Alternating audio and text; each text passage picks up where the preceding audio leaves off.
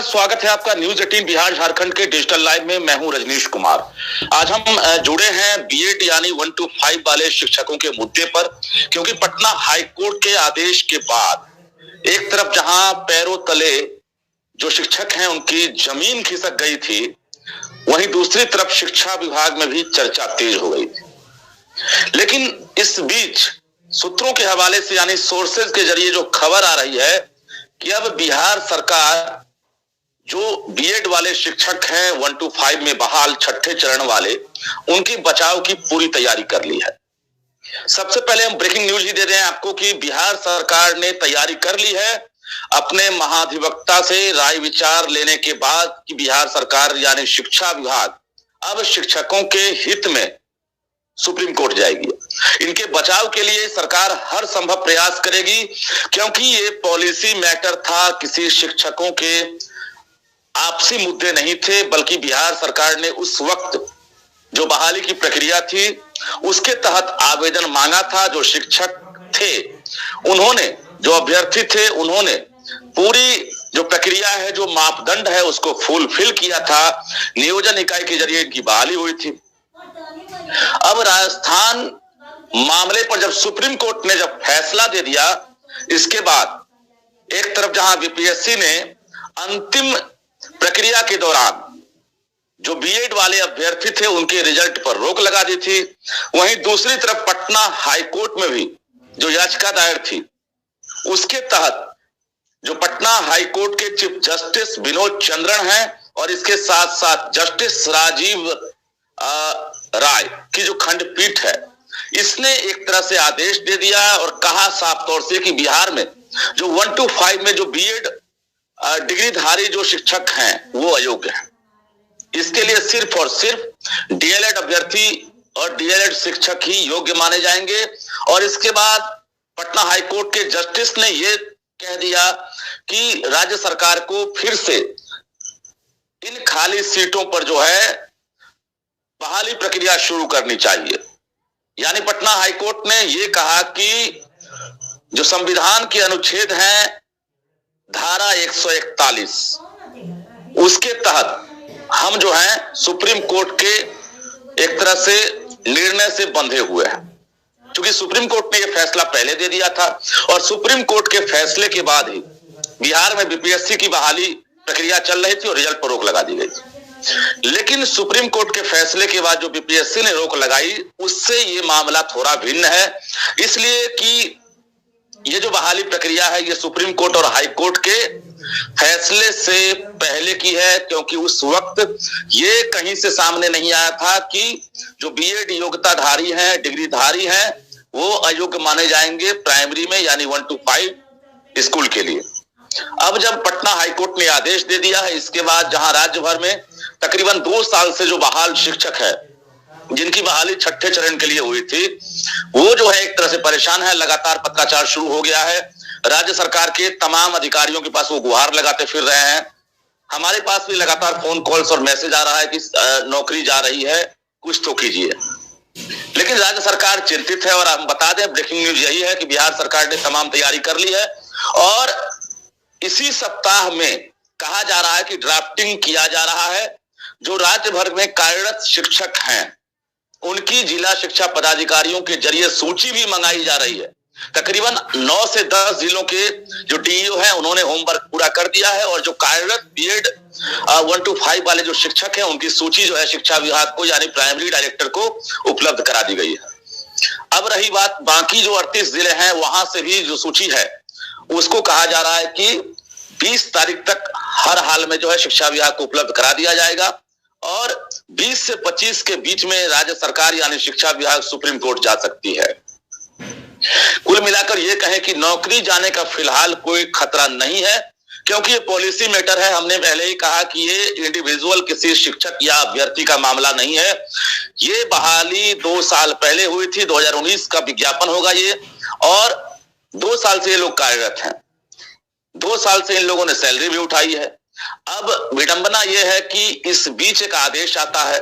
कई शिक्षक तो ये हैं कि अब वो लोन ले चुके हैं, 10 लाख 15 लाख रुपया लोन लेकर जो है, क्योंकि नौकरी कर रहे हैं तो लोन ले लिए, लोन मिल भी गया। अब उनके ऊपर एक बोझ पड़ गया है है कि आखिर नौकरी जाएगी तो हम कैसे लोन चुकता करेंगे। ये तो 22,000 का जो आंकड़ा है हमने बताया, ये 22,000 सिर्फ शिक्षकों का सवाल नहीं है, बल्कि इसे आप अगर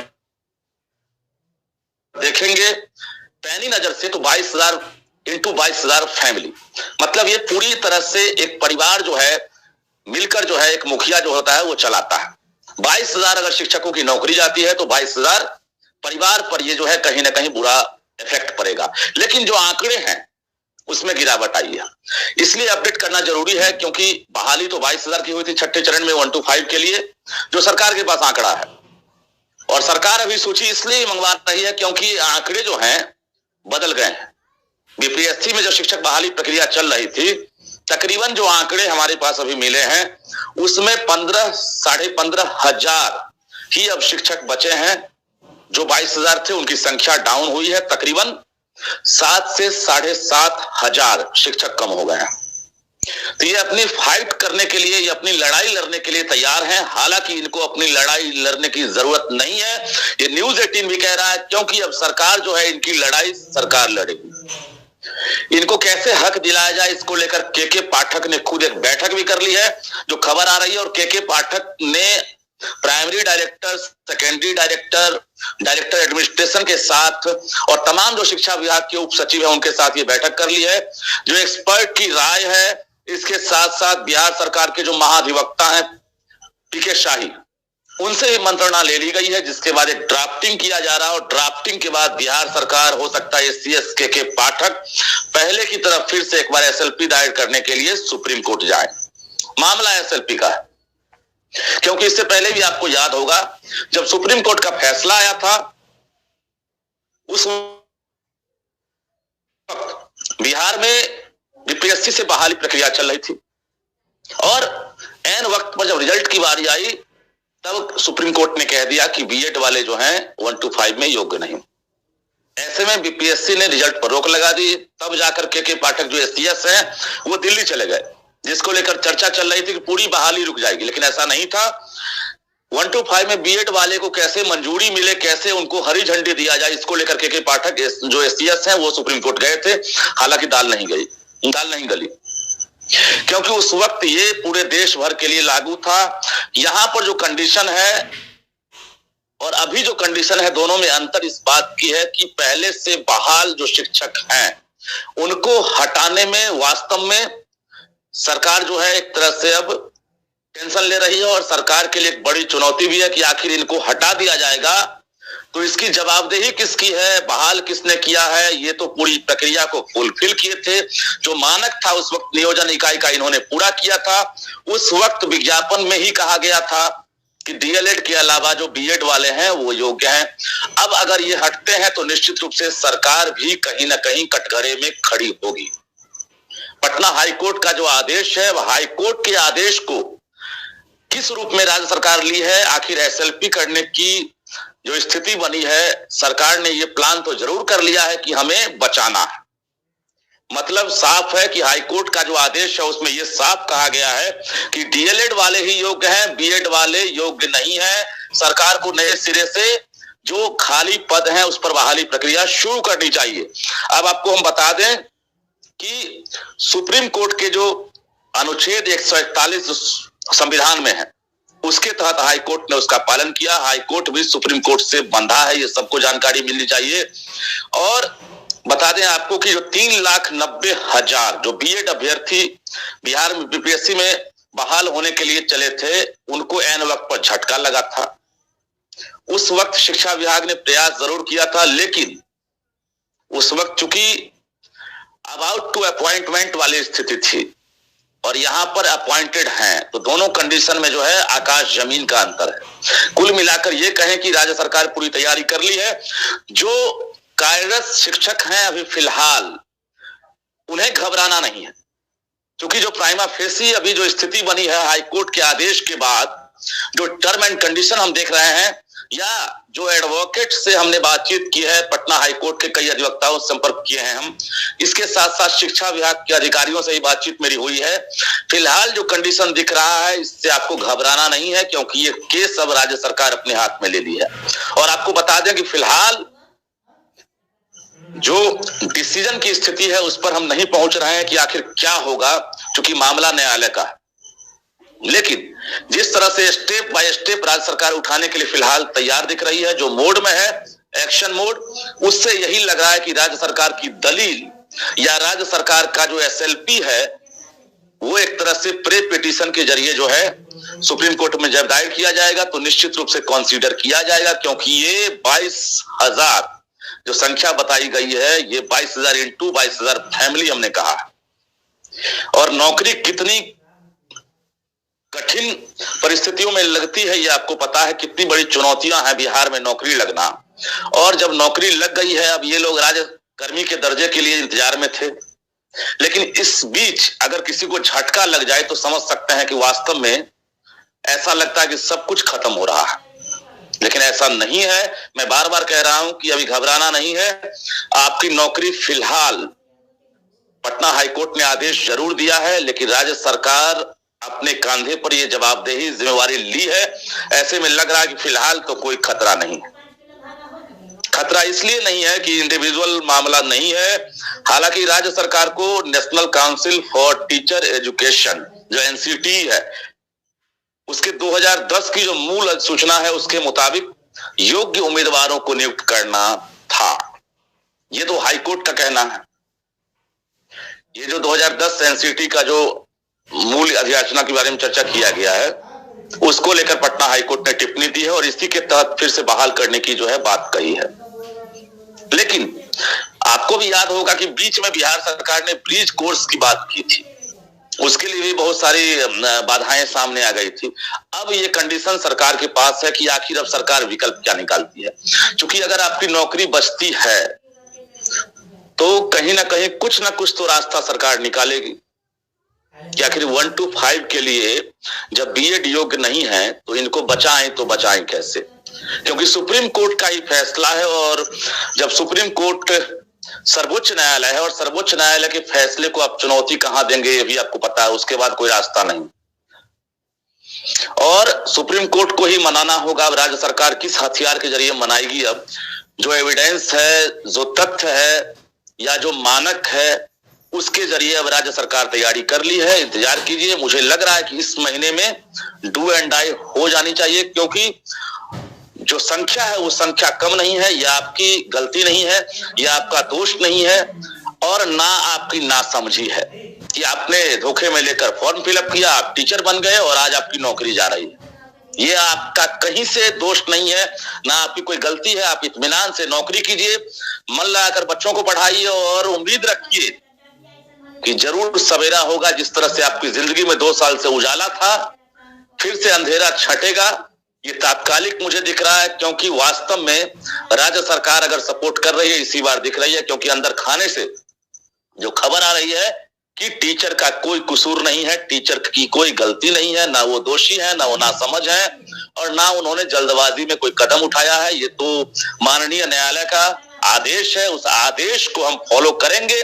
लेकिन रास्ता तो है, प्रे पिटीशन हो, एसएलपी हो, इसको आप कह सकते हैं, और शिक्षा विभाग तैयार है। कुल मिलाकर ये कहें कि आप लोग फिलहाल बेफिक्र रहिए, घबराइए नहीं। और जो सुप्रीम कोर्ट का आदेश है, उसके आदेश को जो है पटना हाईकोर्ट ने भी फॉलो किया है। जिस तरह से बीएड अभ्यर्थियों को पहले भी झटका लगा था, इस बार भी झटका लगा है, लेकिन ये झटका जो है लग रहा है क्षणिक है। इसके बाद फिर से आप लोग अस्थायी रूप से काम करेंगे, क्योंकि हो सकता है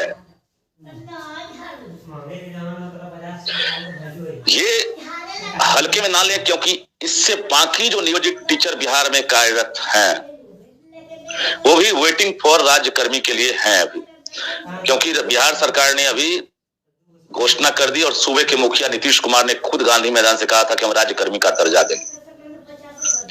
राज्यकर्मी का दर्जा देने की बात चल रही है। बीच में थोड़ा बहुत जो डिपार्टमेंटल कुछ अड़चन आया है, वो अड़चन जो है एक तरह से डिपार्टमेंट के अधिकारियों और मंत्रियों के बीच कुछ चल रहा है, जो खबर आ रही है, लेकिन हालांकि वो भी सॉर्ट आउट हो जाएगा। सीएम ने उसको संज्ञान ले लिया, और राज्यकर्मी वाला बहुत दूर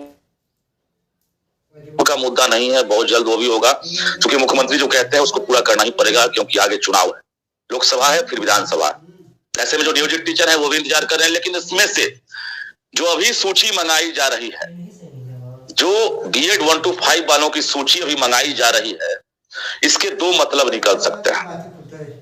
पहला मतलब यह है कि ये जो ड्राफ्टिंग किया जा रहा है कि अब बिहार सरकार यानी शिक्षा विभाग सुप्रीम कोर्ट जाएगी, इस ड्राफ्टिंग में इन शिक्षकों की सूची को संलग्न किया जाएगा, अटैच किया जाएगा कि बिहार में इतने टीचर कार्यरत हैं। 22,000 की बहाली हुई थी नियोजन इकाई के जरिए, लेकिन वर्तमान में भी इतनी संख्या है और इसको कंसीडर किया जाए, क्योंकि इतने परिवार एक तरह से सड़क पर आ जाएंगे, बेरोजगार हो जाएंगे। दूसरी बड़ी बात यह है कि जो नियोजित टीचर हैं जिन्हें राज्यकर्मी का दर्जा दिया जाएगा,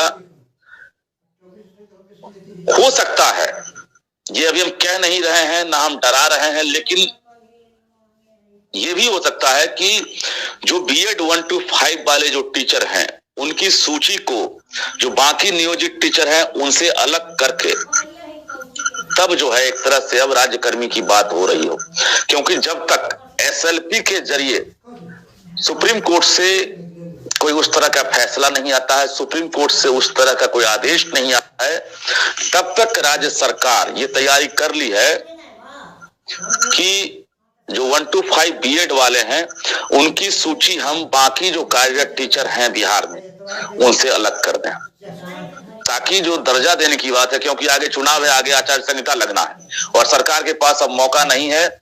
जनवरी के बाद कोई मौका नहीं मिलने वाला सरकार को और फिर 24 में चुनाव है। सरकार आनन फानन में कैबिनेट का इंतजार हो रहा है, मोहर लगाने के इंतजार में है। थोड़ा सा जो अड़चन आया है वो अड़चन भी जो है दूर होने की तैयारी चल रही है, वो भी जल्दी दूर होगा। लेकिन जो सूची बन रही है इसके दो मायने हैं। हमने पहला मायना बता दिया आपको। पहले मायने ये है कि सुप्रीम कोर्ट में जो सूची जाएगी, जो ड्राफ्टिंग किया जा रहा है उसमें इन शिक्षकों की सूची जाएगी, कितने टीचर हमारे वर्तमान में कार्यरत हैं जिनको हाईकोर्ट ने हटाने के लिए कहा है। इसको बचाने के लिए राज्य सरकार लगेगी। दूसरी बड़ी बात की जो नियोजित टीचर को अभी राज्यकर्मी का दर्जा दिया जाना है, उससे ये 1 to 5 के टीचर को हो सकता है कि अलग प्लेटफॉर्म दे दिया जाए तत्काल, कि जब तक फैसला ना आए तब तक राज्यकर्मी की सूची में जो है इनको हम ना रखें। दो तरह का टर्म एंड कंडीशन और हमने बता दिया है, थोड़ा सा इंतजार करना जरूरी है, क्योंकि सोर्सेज के जरिए जो खबर आ रही है वो हम बता रहे हैं। हालांकि ये भी हम श्योर कर रहे हैं कि अभी आप लोग डरिए नहीं, सूची मंगाने का मतलब आपकी नौकरी लेना नहीं है। अभी आपकी नौकरी नहीं जाएगी तो नहीं जाएगी, क्योंकि मुझे विश्वास है कि किसी की आज तक इतिहास में बिहार में इतने बड़े पैमाने पर नौकरी नहीं गई है, क्योंकि ये पॉलिसी मैटर है, ये कोई फर्जीवाड़ा का मैटर नहीं है, कोई नासमझी का मैटर नहीं है, गलतफहमी का मैटर नहीं है। ये उस वक्त का टर्म एंड कंडीशन था, वो मानक था, वो पॉलिसी थी और ये अब सरकार जो है अपने हाथ में ले लिया और निश्चित रूप से अगले 1 सप्ताह 8 दिन के अंदर आप सुनिएगा कि सुप्रीम कोर्ट के पाठक हो या शिक्षा विभाग का जो प्राइमरी डायरेक्टर है वो कूद गए हैं, एसएलपी दायर हुआ और उसके बाद सुप्रीम कोर्ट के फैसले का इंतजार किया जाएगा। तो निश्चित रूप से आज हम इसलिए भी जरूरत है कि आप लोगों को थोड़ी सी तसल्ली मिल जाए, क्योंकि कुछ पॉजिटिव न्यूज आ रहे हैं और पॉजिटिव न्यूज के जरिए हम चाह रहे हैं कि आप लोग को थोड़ा सुकून मिल जाए। और निश्चित रूप से जब तक अगला स्टेप कुछ सामने सरकार का ना हो तब तक आप लोग डरिए नहीं, हिम्मत से काम लीजिए, पढ़ाइए और बच्चों के बीच जाकर आप उसी तरह से उसी अंदाज में पेश आइए। तब तक के लिए दीजिए इजाजत, नमस्कार।